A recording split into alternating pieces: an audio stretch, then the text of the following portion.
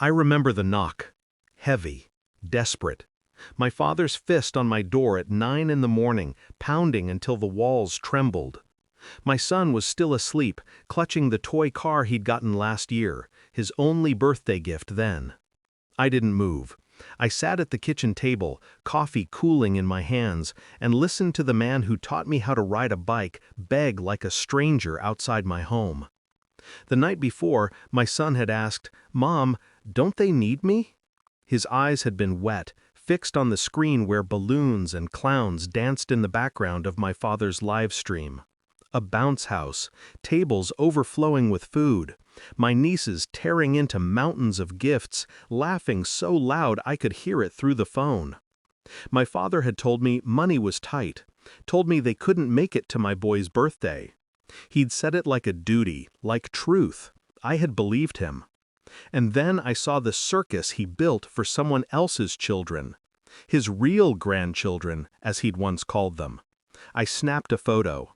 Their rent check, sitting where my mail always sits on the counter. I typed, "Return to sender," sent it before I could change my mind. By the time I set my phone down, my heart wasn't racing. It was steady, cold, a decision made. My father raised me on lessons of sacrifice. Family comes first, he used to say. I worked 2 jobs to keep the lights on when my husband left. I scraped change to buy my son's school shoes while my parents slipped money into my sister's hand for vacations. I told myself it was just how things were. She needed more help, she had more kids. It wasn't favoritism.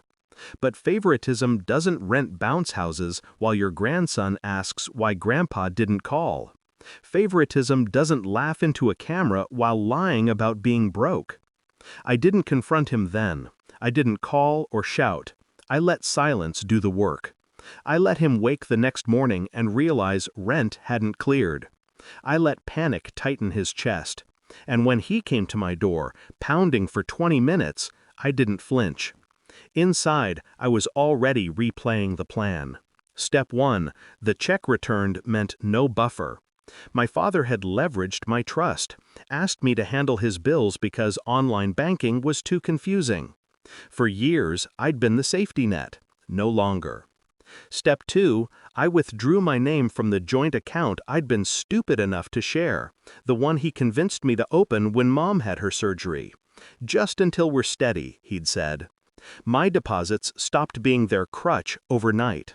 Step 3, I went to the landlord. A quiet man with tired eyes who'd once told me, "Your father's lucky you're the one handling his payments." I slid the photo across his desk. The check marked "Return to sender" in my handwriting. He didn't argue, he didn't even ask why. He just nodded, slow and understanding. The pounding at my door grew weaker. I imagined my father's face when he'd tried his card that morning. Declined. Imagined the landlord's call he'd be dreading. Imagined the fear crawling up his spine as he realized his lifeline, me, was cut. I didn't feel guilty. Not when I thought of my son's question. Not when I remembered his quiet voice. Don't they need me? A child shouldn't have to measure his worth against balloons and clowns. My son didn't need their parties. He needed me to show him what respect looks like, what dignity costs. When my father's knock finally stopped, the silence was thick. My son stirred in his room. I rose, poured the cold coffee into the sink, and opened the curtains. Outside, the sun lit up the street like nothing had happened, like it was just another morning. But I knew the world had shifted. Later, messages came, calls, voicemails. "We need to talk. Why would you do this? Your mother's worried." I didn't reply. They had taught me silence was survival. I'd learned to swallow pain, to pretend crumbs were enough. But silence as a weapon, that was new, and I wielded it well. By the end of the week, word spread through the family. My sister called me selfish, said I was cruel. I laughed, a sound sharper than I expected. Cruel? No. Cruel was letting my son believe he wasn't wanted. Cruel was live streaming joy while denying him a cake. What I did wasn't cruelty, it was clarity. I don't know if my father expected me to forgive. To open the door, let him in, let him explain. Maybe he thought tears or excuses would soften me. But some betrayals don't mend. Some truths, once seen, burn too deep to ignore. Now, when I think of that morning, the pounding, the silence, I don't see a father. I see a man who underestimated me. A man who taught me family comes first, but never thought I'd put my own family above his lies. I chose my son. I chose respect. And when my father's world shook that morning, I didn't move. Because sometimes justice isn't loud.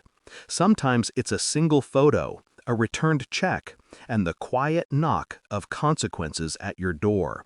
And sometimes you just don't open it.